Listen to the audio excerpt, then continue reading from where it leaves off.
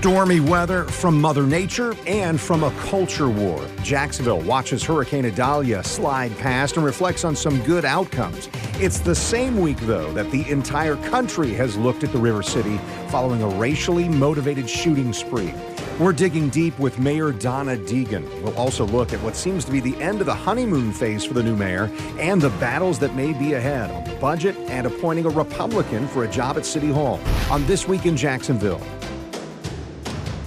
And so glad you're with us today. Only one guest on our show for this entire half hour. We are joined by Jacksonville Mayor Donna Deegan. And Mayor, lots of topics. First, let's start with the hurricane. Hopefully the only hurricane, but certainly the first hurricane of 2023 to come through our area.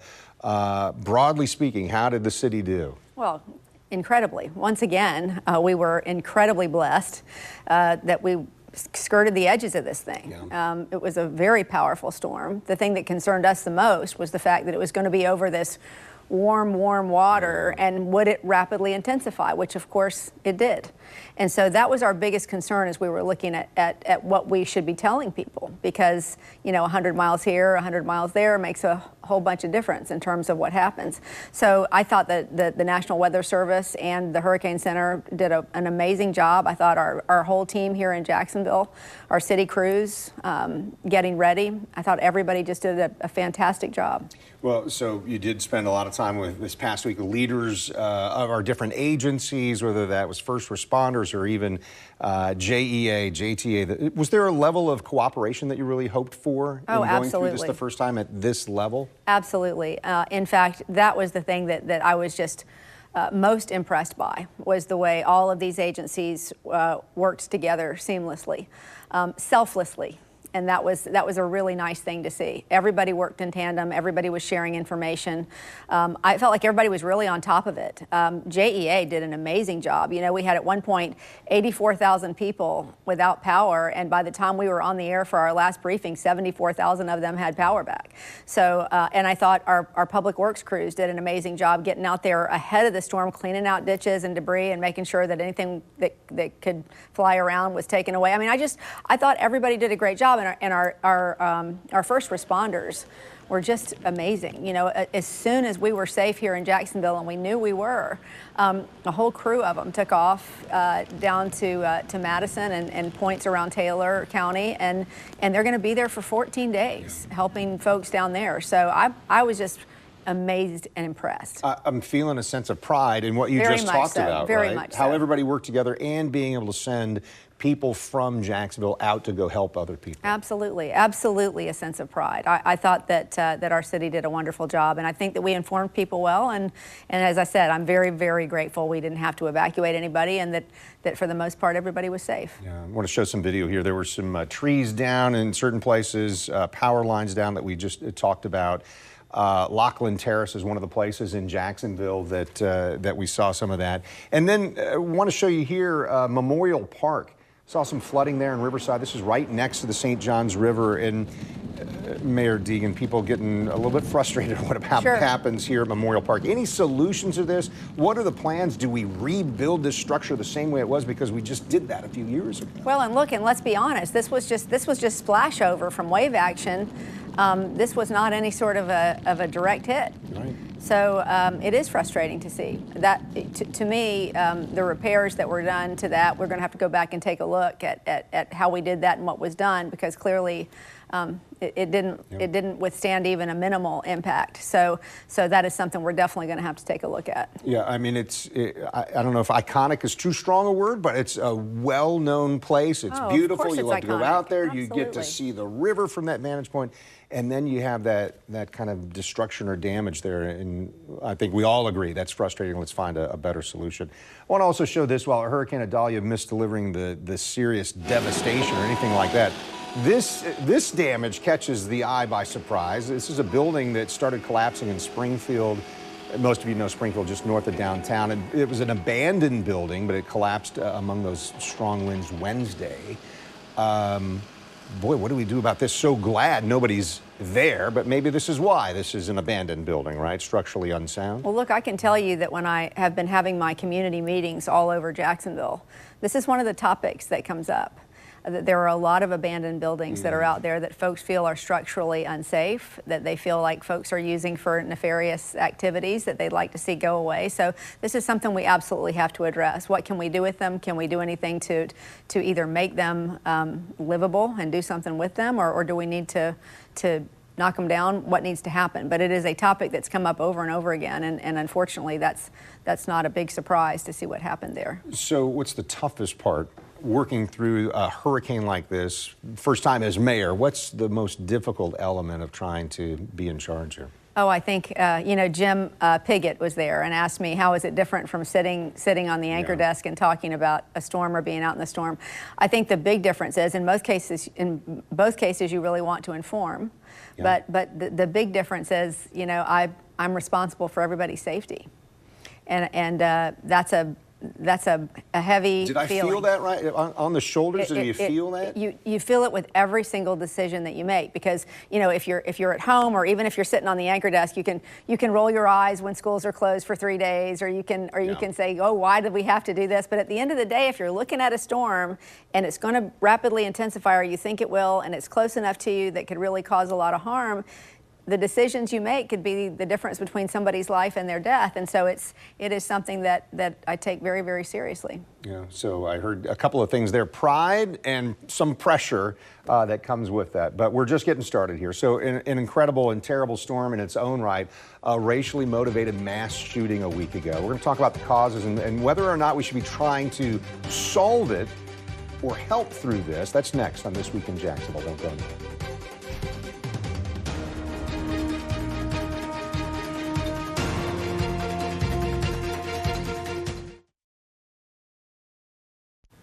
You're watching This Week in Jacksonville with Kent Justice. Thanks for being with us today. Jacksonville Mayor Donna Deegan is with us. And so this segment I want to talk about is something that happened a week ago.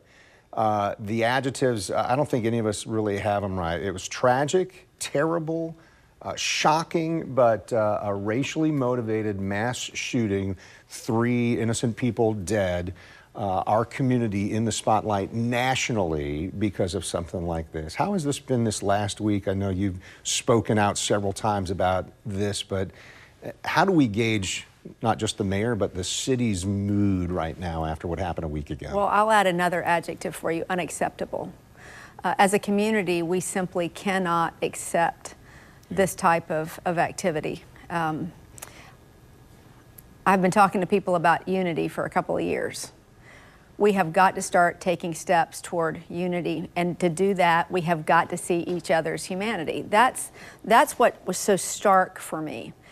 It's hard to say that what happened, in my mind, was shocking, because we've seen so much gun violence, both here and around the country. It's hard to call it shocking, Kent, but it is inexcusable and unacceptable that we allow these things to continue to happen over and over again and say, well, gosh, what can we do? There's so much that we can do. There's so much in the way that we talk to each other, in our policies, in the way that we see each other, in the way that we communicate with each other. The fact that we cannot seem to see each other's humanity, and I keep coming back to that, to have someone kill people simply because of the color of their skin in 2023 is so far beyond the pale. And I'll tell you what, you were talking about the storm. Yeah. For me, I had a whole team there, to back me up. And I guess you could say that about the shootings, but for me, the sense of grief because of the grief that I witnessed, and the sense of personal responsibility that this is happening on my watch was an overwhelming feeling of grief for me, and I can't even begin to understand or know what the grief of that community is, because they have endured it over and over and over again. And we must, with one voice in this community, say no more. We cannot do this. Let us do whatever we need to do to bring this community together so that these things cannot and will not happen here. Yeah, let me show you some video, because some of the community came out and said, here, we're going to show you. This is one of the rallies against hate. And obviously people saying, I'm going to do something right now so that everybody who can see this in person or on video, and obviously the nation was watching, people walking here to say, again, just what you said, Mayor, this is unacceptable. Do marches like this, do they nudge us down the path to saying, hey, let's view each other's humanity, not a color or a race or a culture? Look, if the call to action precipitates action, then yes. If we take steps from here and we are purposeful and intentional in those steps, then yes.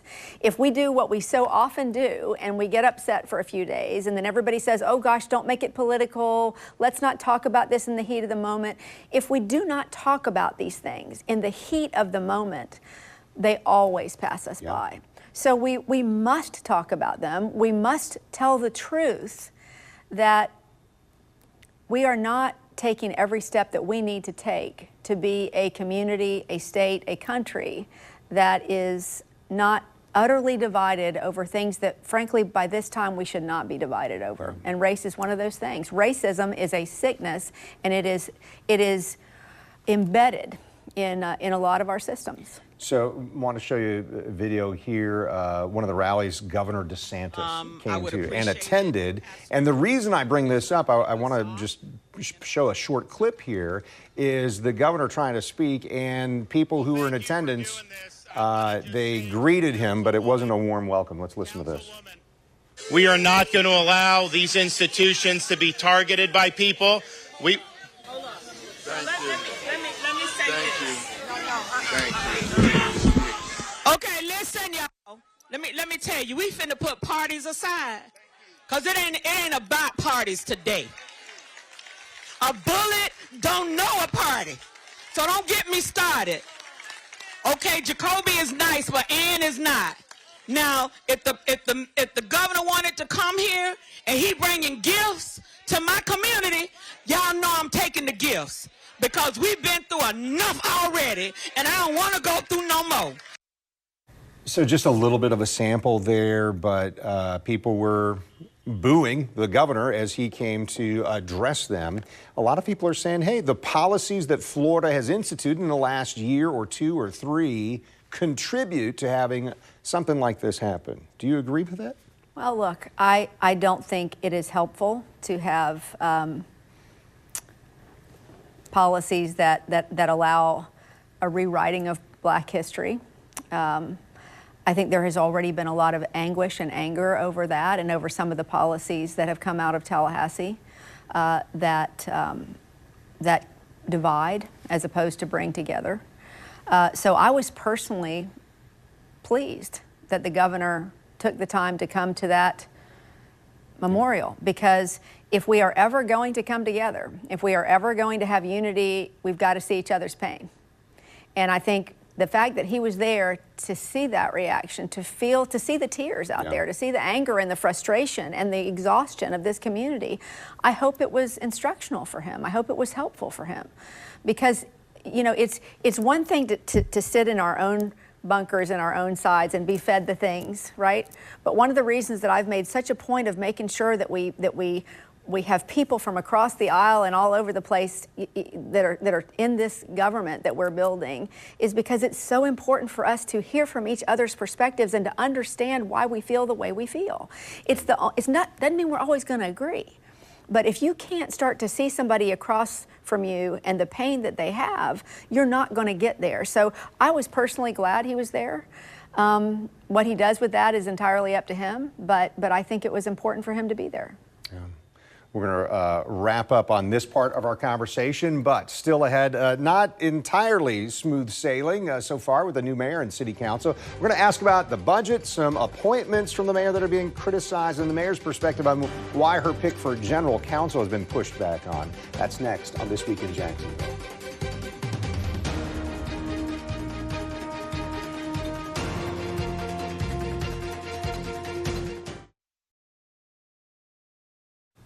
You're watching This Week in Jacksonville on Channel 4. Jacksonville Mayor Donna Deegan is with us today. So, Mayor, you took office July 1st. You had to rush a budget to City Council for a proposal within just a couple of weeks. You announced some appointments, at least two of which have seen some pushback. So let's start here. What's your reaction to council denying funding for this director of diversity position where you appointed Dr. Parvez Ahmed?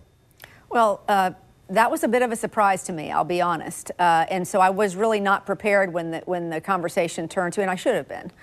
Let me be clear. I guess I should have expected anything. But there was some discussion about my budget, and that they felt that because of the budget numbers that they needed to take that position off. That was the official reason.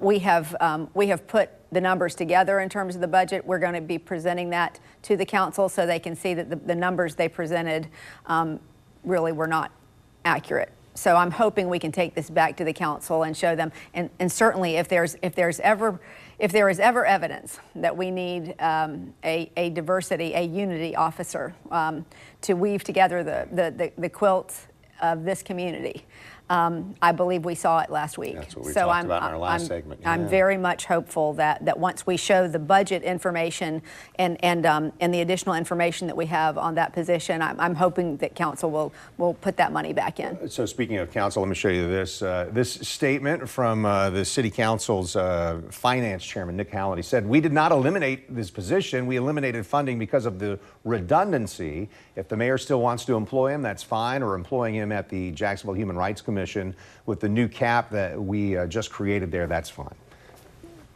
Is that a good solution? Is that enough of a solution? Well, the council cannot eliminate positions. They can eliminate funding for positions.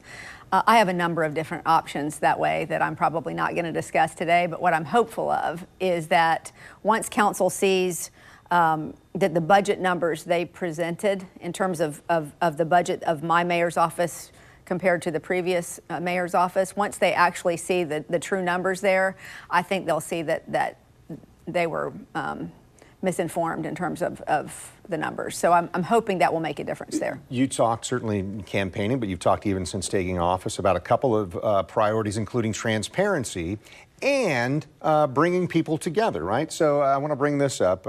You announced among your appointments, hey, you're a Democrat, I want a Republican, a former city council member, as my general counsel. So Randy DeFore appointed there. It's got to go through an approval process with city council, and you've seen city council push back. This is from a news conference you held last week after city council had met and discussed this and said, hey, we're going to send this to the Ethics Commission, all this kind of thing. Mm-hmm. Why are we seeing this kind of fight here, where you, a Democrat, say, I want a Republican in this position, and the majority of city council is Republican, and they say, no, not good enough for us? Well, I can tell you that it was definitely not on my bingo card that the biggest problem I was going to have with the Republican council was going to be to appoint Republicans to my administration. I thought that would be met with you know, positivity. A little more acceptance. Now, you know, the fact is that there are some forces in this community that don't particularly like the fact that Randy DeFore was a very, very loud voice, a clear voice, a passionate voice against the sale of JEA. She pushed back very, very hard on that. And I know that that created some ruffled feathers. What I'm hearing from some of the council people is that they don't believe she has the temperament to be the general counsel based on some conversations they've had with her. You didn't particularly appreciate that comment, did you? Listen, as a woman, I can't even tell you how many times I have been told to calm down, or that you know, that I was too shrill, or that I was angry. Sometimes you got to be angry, and heaven knows plenty of men have shown anger without being called words that we can't say on television. But at the end of the day, I think a couple of things are very clear. This is a woman who is a leader at a Fortune 500 company, has had many years leading a large team of attorneys. This used to be the standard for our general counsel in Jacksonville, to have a former judge or a person who has led a large company's group of attorneys, or people with Randy's type of saying she's qualified. She's so qualified. And truly, in my mind, it is the job of this council to determine if she's qualified. She is qualified, and very, very fair. One of the things that, in fact, the very reason that I chose Randy is because I believe she will be an honest broker. We don't agree on everything. I understand that. And I'm okay with that. I just want her to read the law and to see the law for what it is. She's not there to be my attorney. She's not there to be the council's attorney. She's there to call it like she sees it. And if you follow Randy's career, she has absolutely done that. She has parted ways with her party when she needed to, and she has stood with them when she felt she could. And I think that's what we want in that position. So I know that she is having a number of meetings right now with folks. I am hoping that those conversations go well. I'm hoping that any past grievances can be set aside. Did you say, when you're saying with folks, you mean council members, talking with them about that? Yeah, I believe she's having meetings with various people. I hope that at the end of the day that people can see that on the council there are very often skirmishes when we are very passionate about things. Her passion largely was over the sale of JEA, which I think this community largely is with her on. And so I'm hopeful people can put those differences aside, put any outside pressures aside, and to confirm somebody who I think would be just amazing in that job. Mayor Donna Deegan, appreciate the time today, the whole show, because we had so much to cover, but we appreciate taking the time to talk through those things. Good to see you. Thank you. Thank you. All right, Jacksonville's City Council Finance Committee Chairman, I talked about him a moment ago. He's got some feedback on the mayor's budget proposal. Nick Howland will be here next time, plus Rick Mullaney walking through both the state and national policy issues confronting leaders. This Week in Jacksonville, it's each Sunday morning at this time. Thanks for watching today. See why every day more people are choosing News 4 Jax, Northeast Florida and South Georgia's #1 source for local news.